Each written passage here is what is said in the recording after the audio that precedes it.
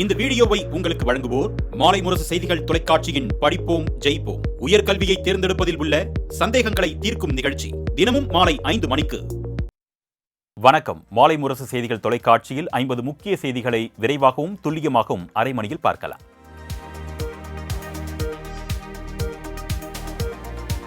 மசோதாக்களுக்கு ஒப்புதல் அளிப்பது தொடர்பான தமிழ்நாடு அரசின் வழக்கில் இந்திய வரலாற்றிலேயே முதல் முறையாக குடியரசுத் தலைவருக்கு காலக்கெடு நிர்ணயித்து உச்சநீதிமன்றம் உத்தரவிட்டுள்ளது. மசோதாக்களுக்கு 3 மாதங்களுக்குள் முடிவு எடுக்க முடியாவிட்டால் அதற்கான காரணத்தை அந்தந்த மாநில அரசுகளுக்கு தெரிவிக்க வேண்டும் என்றும் உச்சநீதிமன்றம் தீர்ப்பில் குறிப்பிடப்பட்டுள்ளது. 3 மாதங்களுக்குள் குடியரசுத் தலைவர் நடவடிக்கை எடுக்காவிட்டால் சம்பந்தப்பட்ட மாநில அரசுகள் நீதிமன்றங்களை அணுகலாம் என்றும் தீர்ப்பில் தெரிவிக்கப்பட்டுள்ளது.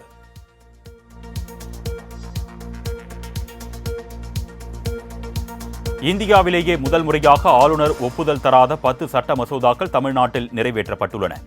ஆளுநர் RN ரவி கிடப்பில் வைத்திருந்த மசோதாக்களுக்கு ஒப்புதல் அளிக்க உத்தரவிடக் கோரி உச்சநீதிமன்றத்தில் தமிழ்நாடு அரசு வழக்கு தொடர்ந்தது. தனது சிறப்பு அதிகாரம் 142 பயன்படுத்தி 10 மசோதாக்களுக்கும் உச்சநீதிமன்றம் ஒப்புதல் அளித்து உத்தரவிட்டது.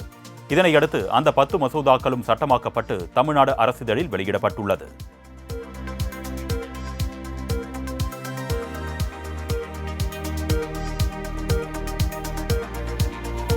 பாஜக தனியாக வந்தாலும் எவர் துணையோடு வந்தாலும் தமிழ்நாட்டு மக்கள் தக்க பாடம் புகட்ட காத்திருப்பதாக முதலமைச்சர் மு க ஸ்டாலின் தெரிவித்துள்ளார். இதுகுறித்து அவர் வெளியிட்டுள்ள அறிக்கையில் 2 ரெய்டுகளுக்கு பயந்து அதிமுகவை அடமானம் வைத்தவர்கள் தமிழ்நாட்டை அடமானம் வைக்க துடிப்பதாக சாடியுள்ளார். அதிமுக பாஜக கூட்டணிக்கு தொடர் தோல்வியை கொடுத்தவர்கள் தமிழ்நாட்டு மக்கள் என்றும் தோல்வி கூட்டணியை மீண்டும் மத்திய உள்துறை அமைச்சர் அமித்ஷா உருவாக்கியிருப்பதாகவும் முதலமைச்சர் விமர்சித்துள்ளார்.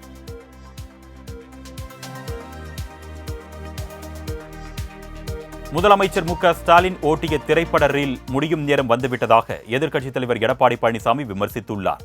எக்ஸ் தளத்தில் வெளியிட்டுள்ள பதிவில் அமைச்சர் பொன்முடியின் அருவெறுக்கத்தக்க ஆபாச பேச்சு முதலமைச்சரின் தூக்கத்தை கெடுத்த நிலையில் பாஜக அதிமுக கூட்டணி அறிவிப்பு இடிபோல் வந்து இறங்கி அவர் பீதியின் உச்சத்தில் இருப்பதாக தெரிவித்துள்ளார்.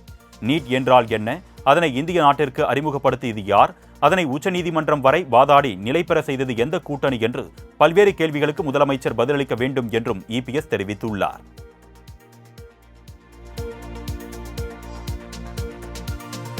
தமிழ்நாட்டின் புதிய பாஜக மாநில தலைவராக நயினார் நாகேந்திரன் அதிகாரப்பூர்வமாக அறிவிக்கப்பட்டார். சென்னை வானகரத்தில் நடைபெற்ற இதற்கான நிகழ்ச்சியில் பாஜக தேசிய பொதுச் செயலாளர்கள் தருண் சுக், கிஷன் ரெட்டி ஆகியோர் நயினார் நாகேந்திரனுக்கு சான்றிதழை வழங்கினர். தமிழக பாஜக மாநில தலைவர் பதவிக்கான தேர்தலில் வேறு யாரும் விருப்ப மனு தாக்கல் செய்யாததால் நயினார் நாகேந்திரன் போட்டியின்றி தேர்ந்தெடுக்கப்பட்டார்.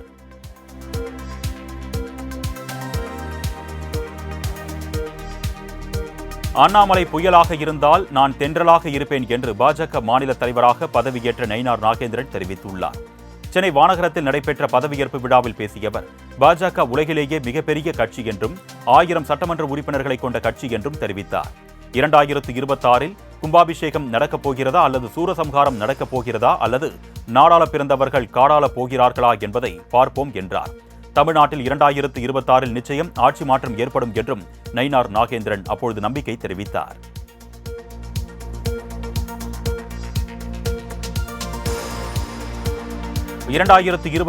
தேசிய ஜனநாயக கூட்டணி வெற்றி பெறும் என்ற நம்பிக்கை விதைக்கப்பட்டிருப்பதாக அண்ணாமலை தெரிவித்துள்ளார். நயினார் நாகேந்திரன் பதவியேற்பு விழாவில் பேசிய அவர் அமித்ஷா வருகையால் தேசிய ஜனநாயக கூட்டணியின் பலம் மேலும் அதிகரித்துள்ளது என்றார். 2026 தேசிய ஜனநாயக கூட்டணியை ஆட்சிக்கு கொண்டு வர அனைவரும் அயராது பாடுபடுவோம் என்றும் அண்ணாமலை சூளுரைத்தார்.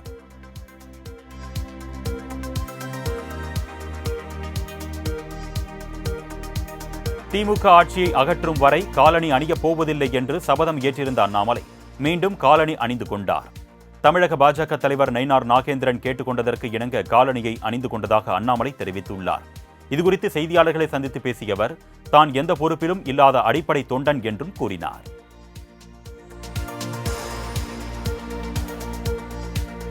திமுகவை வீழ்த்த வேண்டும் என்பதற்காக அமமுக தேசிய ஜனநாயக கூட்டணியில் இருப்பதாக அக்கட்சியின் பொதுச் செயலாளர் டிடிவி தினகரன் தெரிவித்துள்ளார். சென்னையில் செய்தியாளர்களை சந்தித்த அவர் அதிமுக பாஜக கூட்டணி குறித்த கேள்விக்கு இந்த பதிலை அளித்தார். அத்துடன் ஒருங்கிணைந்த அதிமுக உருவாக வாய்ப்பில்லை என்று சூசகமாக கூறியவர் OPSஐ பாஜக தனிமைப்படுத்தாது என்றும் யாரும் அவரை கைவிடவில்லை என்றும் தெரிவித்தார். அம்மாவின் தொண்டர்கள் அனைவரும் ஒரே அணியில் இணைந்து செயல்படுவோம் என்றும் டிடிவி தினகரன் தெளிவுபடுத்தினார்.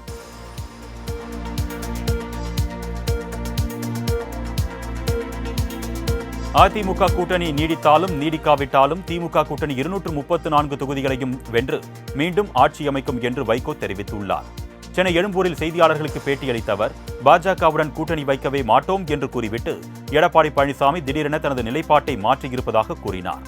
மேலும் கூட்டணி குறித்தான அறிவிப்பின் போது எதுவும் பேசாமல் இபிஎஸ் மௌனசாமியாக அமர்ந்திருந்தது ஏன் என்றும் வைகோ கேள்வி எழுப்பினார்.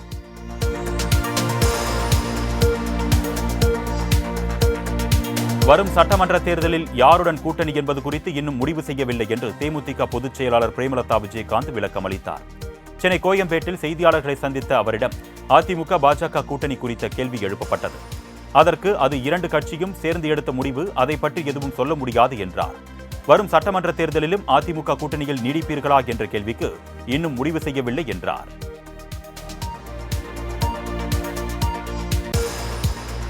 மக்களால் நிராகரிக்கப்பட்ட நேரடி நிர்பந்த கூட்டணிக்கு மக்கள் பாடம் புகட்டுவர் என்று பாஜக அதிமுக கூட்டணி குறித்து தாவேக தலைவர் விஜய் விமர்சித்துள்ளார். இதுகுறித்து அவர் வெளியிட்டுள்ள அறிக்கையில், அரசியல் அறத்தை தொலைத்த ஆளும் பிளவுவாத பாஜகவும் மாநிலத்தை ஆளும் ஊழல் மலிந்த திமுகவும் வெளியில்தான் கொள்கை பகையாளிகள், உள்ளுக்குள் மறைமுக உறவுக்காரர்கள் என்று சாடியுள்ளார். திமுகவை மறைமுக கூட்டாளியாக ஏற்கனவே தயார் செய்துவிட்ட நிலையில் தன்னுடைய பழைய பங்காளியான அதிமுகவை பகிரங்க கூட்டாளியாக பாஜக மீண்டும் தேர்வு செய்தது ஆச்சரியமில்லை என்று விஜய் தெரிவித்துள்ளார்.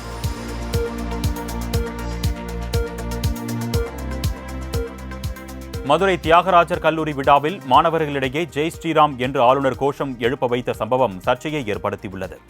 கல்லூரியில் நடைபெற்ற பேச்சுப் போட்டிக்கான பரிசளிப்பு விழாவில் பங்கேற்ற ஆளுநர் தான் சொல்வதை திரும்ப சொல்ல வேண்டும் என்று கூறி ஜெய் ஸ்ரீராம் என்று கோஷமிட்டார்.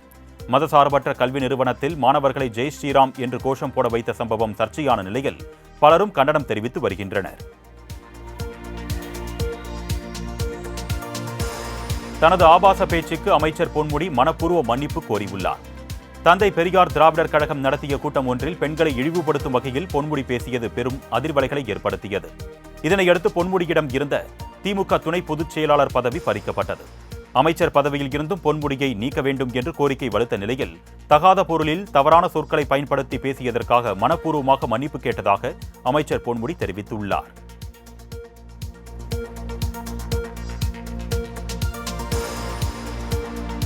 தமிழ்நாட்டின் நாகரிகத்தையும் அரசியல் பண்பாட்டையும் பொன்முடி அசிங்கப்படுத்தியிருப்பதாக எதிர்க்கட்சித் தலைவர் எடப்பாடி பழனிசாமி குற்றம் சாட்டியுள்ளார். பெண்களை இழிவுபடுத்தும் வகையில் பேசியுள்ள அமைச்சர் பொன்முடியை கண்டித்து வரும் 16ஆம் தேதி அதிமுக மகளிர் அணி சார்பில் சென்னை பனகல் மாளிகை அருகே ஆர்ப்பாட்டம் நடைபெறுவதாக எதிர்க்கட்சித் தலைவர் எடப்பாடி பழனிசாமி அறிவித்துள்ளார்.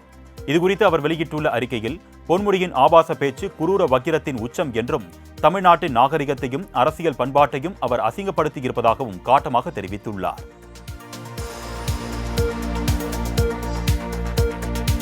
தமிழக அரசு போக்குவரத்து கழகம் ஒருபோதும் தனியார் மயமாகாது என்று அமைச்சர் சிவசங்கர் உறுதியளித்துள்ளார்.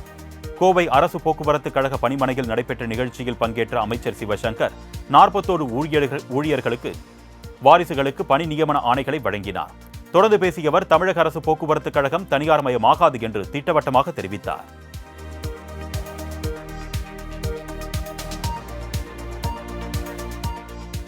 மேட்டூர் அணை ஜூன் 12ஆம் தேதி டெல்டா மாவட்ட பாசனத்திற்கு திறக்கப்படும் என்று உயர்கல்வித்துறை அமைச்சர் கோவி செழியன் தெரிவித்துள்ளார். தஞ்சையில் நெடுஞ்சாலைத்துறை சார்பில் நடைபெற்ற விழாவில் கலந்து கொண்ட பின் செய்தியாளர்களுக்கு பேட்டியளித்தவர் இதனை தெரிவித்தார். கடைக்கோடி விவசாயிகளும் பயனடையும் விதமாக மேட்டூர் அணையை தூர்வாரும் பணியை மே மாதம் இறுதிக்குள் முடித்து அணையை திறப்பதற்கான நடவடிக்கைகளை தமிழக அரசு மேற்கொண்டு வருவதாக தெரிவித்தார்.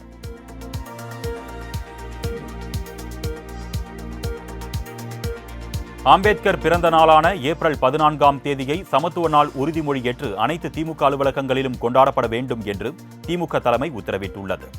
அம்பேத்கர் பிறந்த நாள் கடந்த 2022ஆம் ஆண்டு முதல் சமத்துவ நாளாக கொண்டாடப்பட்டு வருகிறது என்றும் இந்த நாளில் அனைத்து மாவட்ட அலுவலகங்களிலும் திமுக நிர்வாகிகள் சமத்துவ நாள் உறுதிமொழி ஏற்று கொண்டாட வேண்டும் என்றும் திமுக தலைமை வெளியிட்டுள்ள அறிக்கையில் தெரிவிக்கப்பட்டுள்ளது.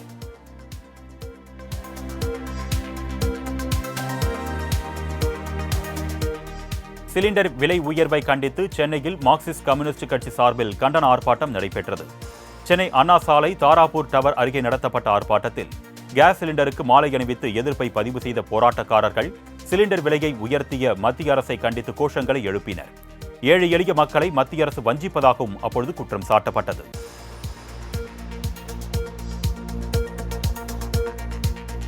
சென்னை எழும்பூரில் நடைபெற்ற மதிமுக பொதுக்குழுவில் சலசலப்பு ஏற்பட்டது. புதிய நிர்வாகிகள் நியமனத்தில் முறைகேடு நடந்திருப்பதாகவும் சாதி பார்த்து பதவி வழங்கியிருப்பதாகவும் கூட்டத்தில் குற்றச்சாட்டு எழுந்தது. இதனால் நிர்வாகிகள் ஒருவருக்கொருவர் சண்டையிட்டுக் கொண்டனர். இதனையடுத்து மதிமுக முதன்மை செயலாளர் துரை வைகோ கூட்டத்தில் இருந்து வெளியேறினார்.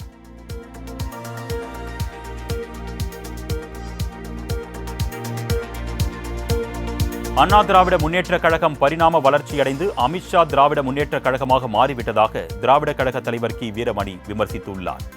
தஞ்சாவூர் வல்லத்தில் நடைபெற்ற பெரியார் மணியம்மை பல்கலைக்கழகத்தின் 37ஆம் ஆண்டு விழாவில் பங்கேற்ற பின் வீரமணி செய்தியாளர்களை சந்தித்து பேசினார். அப்பொழுது எந்த கூட்டணி உருவானாலும் திமுக கூட்டணியை அசைத்து பார்க்க முடியாது என்றார்.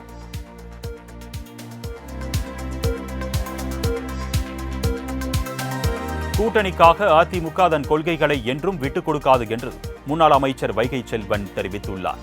காஞ்சிபுரத்தில் செய்தியாளர்களுக்கு பேட்டியளித்த அவர், பாஜகவுடன் கூட்டணி வைக்க வேண்டும் என்பது காலத்தின் கட்டாயம் என்றார்.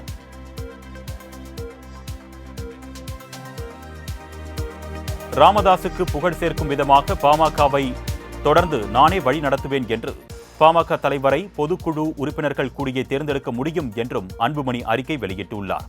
பாமக தலைவர் பதவியில் இருந்து அன்புமணியை அதிரடியாக நீக்கிய ராமதாஸ் இனி நானே தலைவர் என்றும் அண்மையில் அறிவித்திருந்தார். மேலும் அன்புமணி செயல் தலைவராக செயல்படுவார் என்றும் அறிவித்திருந்தார். இந்நிலையில் எந்த நோக்கத்திற்காக கட்சியில் தலைவராக நான் தேர்ந்தெடுக்கப்பட்டேனோ, எந்த நோக்கத்திற்காக ராமதாஸ் பாமகவை தொடங்கினாரோ அந்த நோக்கத்தை நோக்கி தீவிரமாக பயணிக்க உறுதி செய்திருப்பதாக அன்புமணி தெரிவித்துள்ளார்.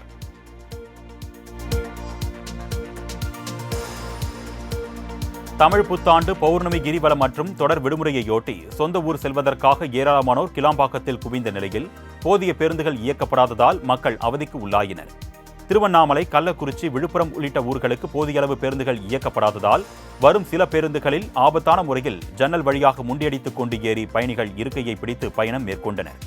இதேபோல் மேலும் ஒரே நேரத்தில் பேருந்து, கார்களில் சொந்த ஊர்களுக்கு மக்கள் படையெடுத்ததால் சிங்கப்பெருமாள் கோவில் பகுதியில் கடும் போக்குவரத்து நெரிசல் ஏற்பட்டது.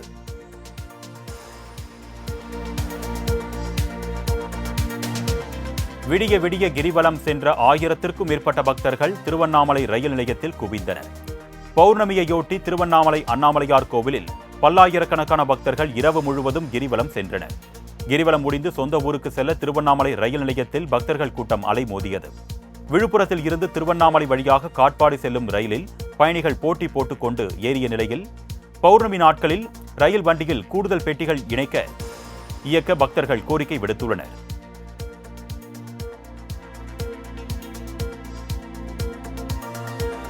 சென்னை காவல்துறை முதன்முறையாக AI தொழில்நுட்பத்துடன் கூடிய கட்டுப்பாட்டு அறையை சென்னை சேப்பாக்கம் கிரிக்கெட் மைதானத்தில் ஏற்படுத்தியுள்ளது. சென்னை சிங்கம் IPL செயலியை அவர்கள் அறிமுகப்படுத்தியுள்ளனர். இதனை கிழக்கு மண்டல காவல் இணை ஆணையர் விஜயகுமார், திருவல்லிக்கேணி மாவட்ட காவல் துணை ஆணையர் ஜெயச்சந்திரன் ஆகியோருடன் சென்னை மாநகர கூடுதல் ஆணையர் கண்ணன் பார்வையிட்டார். QR கோடை ஸ்கேன் செய்தால் சம்பவ இடத்திலேயே தீர்வு காண இந்த செயலி உதவுகிறது.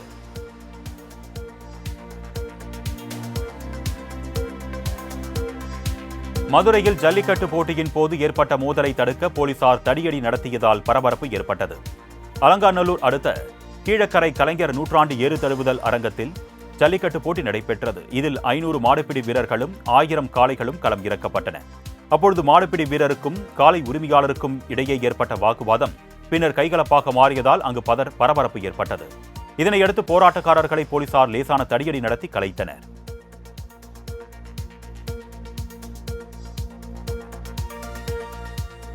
சென்னை காசிமேட்டில் மீன்களின் விலை உச்சமடைந்த போதும் பொதுமக்கள் மீன்களை ஆர்வத்துடன் வாங்கி சென்றனர். மீன்பிடி தடைக்காலம் தொடங்குவதற்கு முன் கடைசி ஞாயிற்றுக்கிழமை என்பதால் காசிமேட்டில் மீன்களை வாங்க ஏராளமான பொதுமக்கள் குவிந்தனர். வரத்து குறைவு காரணமாக கடந்த சில நாட்களாக மீன்களின் விலை தங்கம் போல் அதிகரித்துள்ள நிலையில் அதனை பொருட்படுத்தாமல் பொதுமக்கள் மீன்களை அள்ளிச் சென்றனர். காசிமேடு மார்க்கெட்டில் 1 கிலோ வஞ்சிரம் 1000 ரூபாய்க்கும் 1 கிலோ நண்டு 400 ரூபாய் முதல் 450 ரூபாய்க்கும் விற்பனை செய்யப்பட்டு வருகிறது.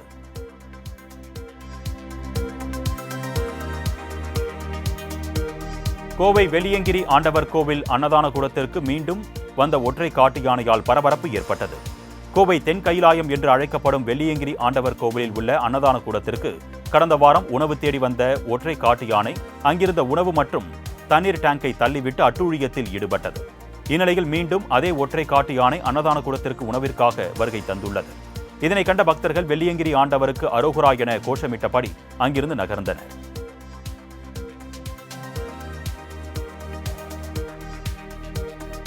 கன்னியாகுமரி கடல் நடுவே அமைந்துள்ள கண்ணாடி கூண்டு பாலம் பராமரிப்பு பணிக்காக வரும் 15ஆம் தேதி முதல் 19ஆம் தேதி வரை சுற்றுலா பயணிகள் செல்ல தடை விதிக்கப்பட்டுள்ளது.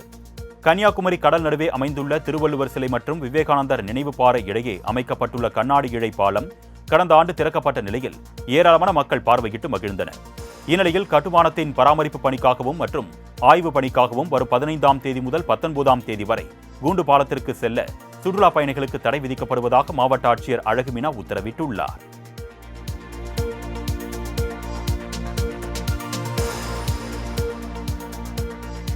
விருதுநகர் மாவட்டம் வேலாயுதபுரம் கிராமத்தில் சேதமடைந்த வீட்டில் வசித்து வரும் ராணி என்பவருக்கு 3,50,000 ரூபாய் மதிப்பிலான கலைஞர் கனவு இல்லம் திட்டப்பணிக்கான தொடக்க ஆணையை திருச்சுழியில் நடைபெற்ற விழாவில் அமைச்சர் தங்கம் தென்னரசு வழங்கியுள்ளார். மழைக்கு ஒழுகும் வீட்டில் பேரன் பேத்திகளுடன் ஆபத்தான நிலையில் வசித்து வந்த தனது கோரிக்கையை ஏற்று 6 மாதத்தில் வீடு கட்டுவதற்கான பணி ஆணையை வழங்கிய அமைச்சருக்கு ராணி நன்றி தெரிவித்தார்.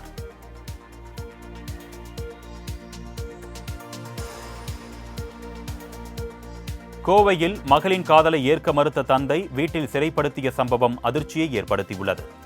கோவையைச் சேர்ந்த சூர்யா மற்றும் ஹரிஹரன் ஆகிய இருவரும் காதலித்து வந்தனர். இந்நிலையில் தங்களது காதலை பெண் வீட்டாரிடம் கூறிய நிலையில் அதற்கு பெண்ணின் தந்தை மறுப்பு தெரிவித்தார். மேலும் பெண்ணின் உறவினர் வீட்டில் பெண்ணை சிறைப்படுத்தியுள்ளனர். இதனை அறிந்த ஹரிஹரன் போலீசில் புகார் அளித்தார். தொடர்ந்து பெண் வாக்குமூலம் அளிக்கும் வீடியோவை சமர்ப்பித்தும் உரிய நடவடிக்கை எடுக்கவும் ஹரிஹரன் தரப்பிலான வழக்கறிஞர் வலியுறுத்தியதை அடுத்து இரு தரப்பினருடனும் போலீசார் விசாரணை நடத்த உள்ளனர்.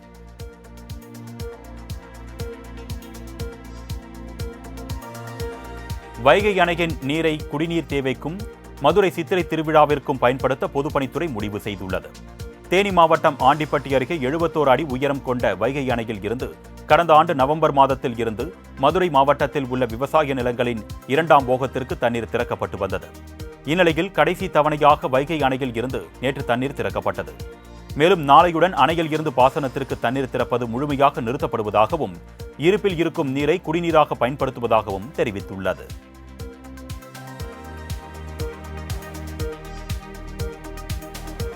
கோடை விழாவை முன்னிட்டு கோத்தகிரி நேரு பூங்காவில் பராமரிப்பு பணிகள் தீவிரப்படுத்தப்பட்டுள்ளன. கோடை விடுமுறை நாட்கள் நெருங்கி வரும் நிலையில் நீலகிரி மாவட்டத்தில் உள்ள கோத்தகிரி கோடை விழாவிற்காக முழுமூச்சாக தயாராகி வருகிறது. அந்த விழாவின் முதல் நிகழ்ச்சியாக நடைபெறவுள்ள காய்கறி கண்காட்சிக்காக அங்குள்ள நேரு பூங்கா தயார்படுத்தப்பட்டு வருகிறது. அதன்படி பூங்காவில் உள்ள செயற்கை நீரூற்றை பராமரிப்பது, மலர் செடிகளுக்கு தண்ணீர் பாய்ச்சுவது, புல்வெளி தரைகளை சமன் செய்வது உள்ளிட்ட பல்வேறு பணிகள் தீவிரமாக மேற்கொள்ளப்பட்டு வருகின்றன.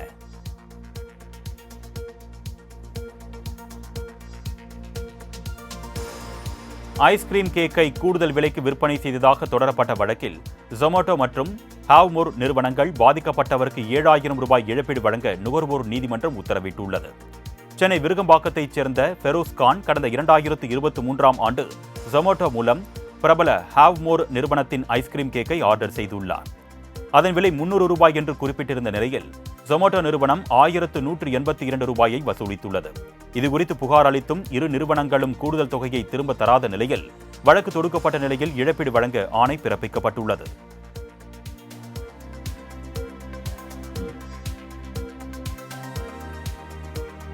மேற்கு வங்காளத்தில் வக்ஃப் திருத்த சட்டத்தை அமல்படுத்த மாட்டோம் என்று முதலமைச்சர் மம்தா பானர்ஜி உறுதியளித்துள்ளார்.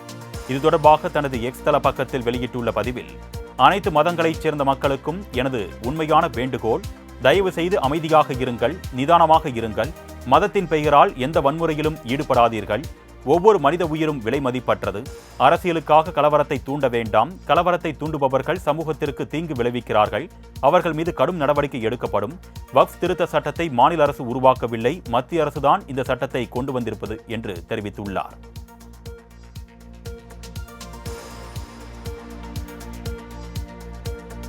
கேரளாவில் அரசு பொதுத் தேர்வு எழுத வந்த பெண்ணிடம் இருந்து ஹால் டிக்கெட்டை பருந்து ஒன்று பறித்துச் சென்ற காட்சி இணையத்தில் வைரலாகி வருகிறது. கேரளாவில் உள்ள காசர்கோடு மாவட்டத்தில் உள்ள அரசு பள்ளியில் அரசு பொதுத் தேர்வு நடைபெற்றது. அப்பொழுது தேர்வு மையத்திற்கு வந்த மாணவியிடம் இருந்து திடீரென பறந்து வந்த பருந்து ஒன்று ஹால் டிக்கெட்டை பறித்துச் சென்றது. இதனால் அதிர்ச்சியடைந்த அந்த மாணவி தேர்வுக்கு நேரமானதால் பரிதவித்துக் கொண்டிருந்தார். இந்நிலையில் தேர்வு எழுதும் நேரத்திற்கு சற்று முன்பு தேர்வு நுழைவுச் சீட்டை பருந்து கீழே போட்டுள்ளது. உடனே பெருமூச்சுடன் அஸ்வதி தேர்வு நுழைவுச் சீட்டை எடுத்துக்கொண்டு தேர்வறைக்கு சென்றார். இந்த வீடியோ சமூக வலைதளங்களில் வைரலாக பரவி வருகிறது.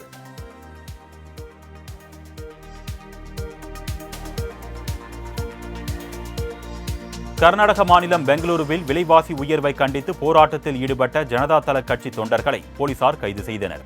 விலைவாசி உயர்வு, ஊழல் அதிகரிப்பு உள்ளிட்டவற்றை எதிர்த்தும் கர்நாடகாவில் ஆட்சி நடத்தும் காங்கிரஸ் அரசுக்கு எதிர்ப்பு தெரிவித்தும் ஜனதா தள கட்சி தொண்டர்கள் கண்டன முழக்கத்துடன் போராட்டத்தில் ஈடுபட்டனர். தொடர்ந்து போராட்டத்தில் ஈடுபட்டவர்களை போலீசார் கைது செய்து வாகனத்தில் ஏற்றியதால் அங்கு பரபரப்பான சூழல் ஏற்பட்டது.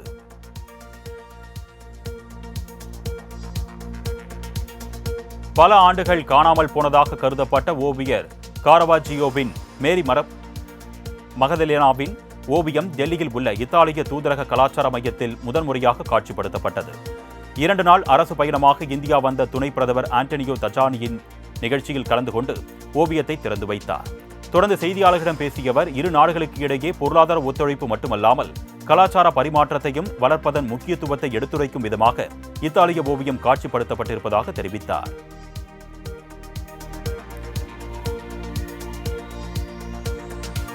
ஸ்மார்ட் போன், கம்ப்யூட்டர், செமிகண்டக்டர் சிப்புகளுக்கான இறக்குமதி வரி உயர்வை விலக்கிக் கொள்வதாக ட்ரம்ப் அறிவித்துள்ளார்.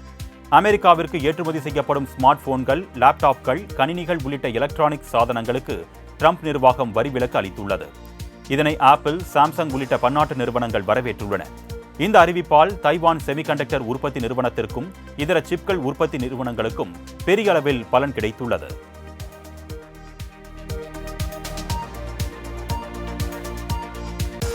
சட்டவிரோத குடியேறிகளை வெளியேற்றுவதில் அமெரிக்கா தீவிரம் காட்டி வரும் நிலையில் உயிரோடு உள்ள 6000 பேரை இறந்தவர்களாக ட்ரம்ப் நிர்வாகம் அறிவித்துள்ளது.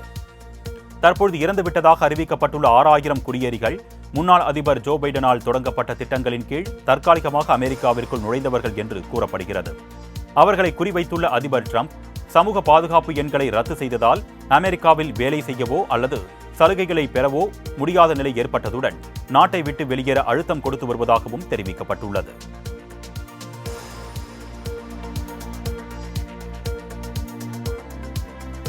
பிரேசிலின் முன்னாள் அதிபர் போல்சனரோ மருத்துவமனையில் அனுமதிக்கப்பட்டுள்ளார். இவர் நேற்று முன்தினம் வடகிழக்கு பிரேசிலின் பயணம் மேற்கொண்டிருந்தார். அப்பொழுது அவருக்கு திடீரென கடும் வயிற்று வலி ஏற்பட்டது. இதன் காரணமாக அவர் மருத்துவமனையில் அனுமதிக்கப்பட்டார். இந்த வலி கடந்த 2018 செப்டம்பரில் அவருக்கு வயிற்றில் ஏற்பட்ட கத்தி குத்தின் நீண்டகால விளைவுகளுடன் தொடர்புடையது என்று அவரது லிபரல் கட்சி தெரிவித்துள்ளது.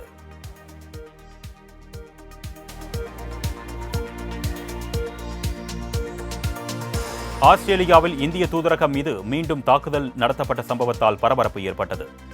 ஆஸ்திரேலியாவில் உள்ள இந்து கோவில்கள் மற்றும் இந்திய அரசு நிறுவனங்கள் சம்பந்தப்பட்ட அலுவலகங்கள் மீது அடிக்கடி தாக்குதல் நடத்தப்பட்டு வருகிறது.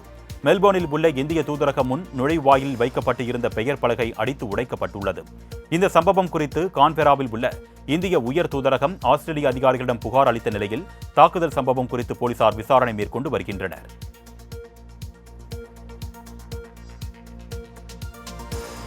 அமெரிக்காவில் உள்ள நெடுஞ்சாலையில் சிறிய விமானம் ஒன்று விழுந்து விபத்துக்குள்ளானதில் 3 பேர் உயிரிழந்தனர். அமெரிக்காவின் புளோரிடா மாகாணத்தில் ஒரு சிறிய விமானம் இயந்திர கோளாறு காரணமாக நெடுஞ்சாலையில் விழுந்து விபத்துக்குள்ளானது. இதில் விமானத்தில் பயணித்த 3 பேரும் உயிரிழந்தனர். மேலும் இந்த விமானம் விபத்தின் போது நெடுஞ்சாலையில் காரில் பயணித்த ஒருவர் காயமடைந்தார். விமானம் கீழே விழுந்து விபத்துக்குள்ளாகும் வீடியோ காட்சி இணையத்தில் வெளியாகியுள்ளது.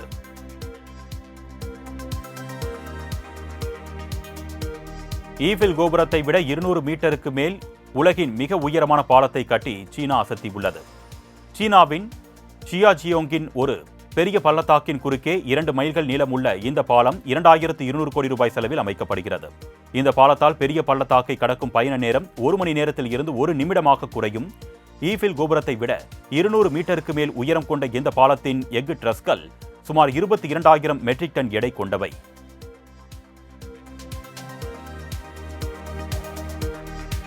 யுக்ரைனில் உள்ள இந்திய மருந்து நிறுவனத்தின் குடோன் மீது ரஷ்யா தாக்குதல் நடத்தியுள்ளது. சர்வதேச நாடுகளின் கடும் எதிர்ப்பையும் மீறி யுக்ரைன் மீது ரஷ்யா தொடர்ந்து தாக்குதல் நடத்தி வருகிறது. இந்நிலையில் யுக்ரைனின் குசும் நகரில் உள்ள இந்திய மருந்து நிறுவனத்தின் குடோனை ரஷ்யா ஏவுகணை வீசி தாக்குதல் நடத்தியது. இந்தியாவின் நட்பு நாடு என்று கூறும் ரஷ்யா இந்திய வணிகங்கள் மீது வேண்டும் என்றே தாக்குதல் நடத்தியுள்ளது. இதன் மூலம் குழந்தைகள் மற்றும் முதியவர்களுக்கான மருந்துகள் சேதமடைந்திருப்பதாக இந்திய தூதரகம் தெரிவித்துள்ளது.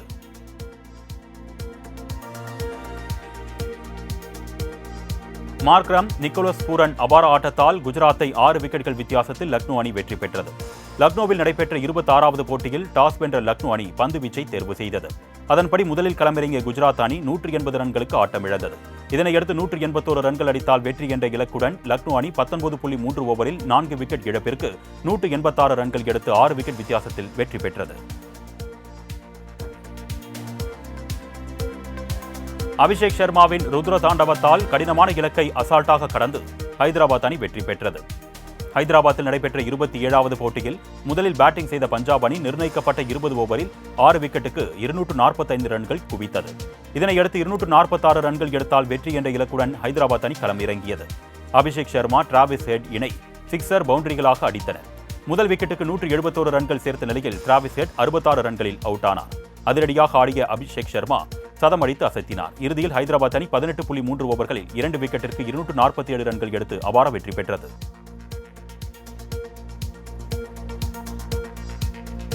மாண்டே கார்லோ மாஸ்டர்ஸ் தொடரின் இறுதிப் போட்டிக்கு அல்காரஸ் முன்னேறினார். மாண்டே கார்லோ மாஸ்டர்ஸ் சர்வதேச டென்னிஸ் போட்டி மொனாக்கோவில் நடைபெறுகிறது. இதில் முன்னணி வீரர்கள் பங்கேற்று விளையாடி வருகின்றனர். ஆண்கள் ஒற்றையர் பிரிவு அரையிறுதியில் ஸ்பெயின் வீரர் கார்லஸ் அல்காரஸ் சக நாட்டு வீரரான டோவினோவிச் உடன் மோதினார். தொடக்க முதலே சிறப்பாக ஆடிய அல்காரஸ் 7-6, 7-2, 6-4 என்ற செட் கணக்கில் வென்று இறுதி சுற்றுக்கு முன்னேறினார்.